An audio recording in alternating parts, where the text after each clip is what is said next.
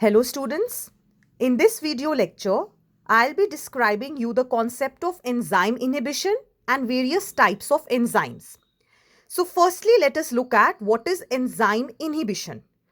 It means when certain chemical it binds to the enzyme, it shuts off its activity. That is enzyme inhibition.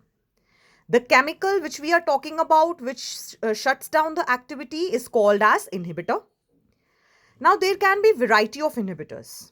Here let us discuss about competitive inhibitor. When the inhibitor it closely resembles the substrate in its structure, means when the structure of inhibitor and the substrate is similar, then it binds to the active site of enzyme and hence inhibits the enzyme activity. Next, the example for this is inhibition of succinic dehydrogenase enzyme by malonate, which resembles the structure of succinate. Now let us look at the enzyme classification, how enzymes are classified on the basis of how they function. One is oxidoreductase or dehydrogenase, in which there is reduction and oxidation reactions are being catalyzed.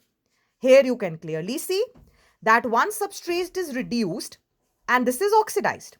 So now this S prime will be reduced and another is oxidized. Then coming to transferases, it transfers certain groups like this G group is being transferred. So those enzymes are called transferases. Next, hydrolases, which catalyze hydrolysis of certain bonds. It can be ester, glycosidic or peptide bonds. Next, liases. Liases means it will catalyze the removal of certain groups like X and Y, removal of these groups and formation of this double bond. Isomerases, it catalyzes the interconversion of certain isomers, which can be optical, geometric or positional isomer.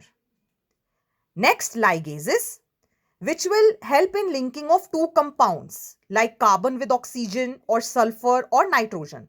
So that linkage, that process is catalyzed by ligases.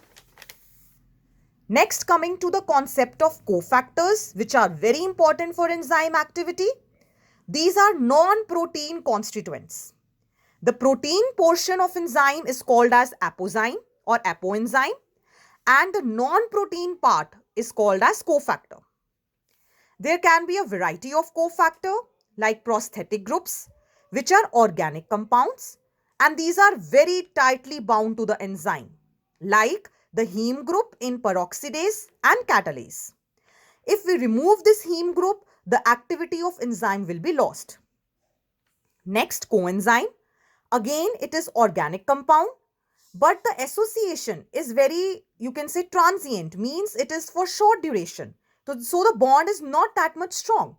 Like vitamins, in case of example is coenzyme nicotinamide adenine dinucleotide, which is NAD, and NADP, which contain the vitamin niacin.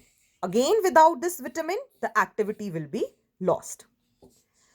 Lastly, let us look at the cofactor, which is a metal ion, which is bounded to the side chains of active site in an enzyme through coordination bonds. Like zinc metal ion, it acts as a very important cofactor for carboxypeptidase enzyme. So without this zinc, the enzyme will not be functional. So this is the importance of cofactors, without which the activity of the enzyme will be lost.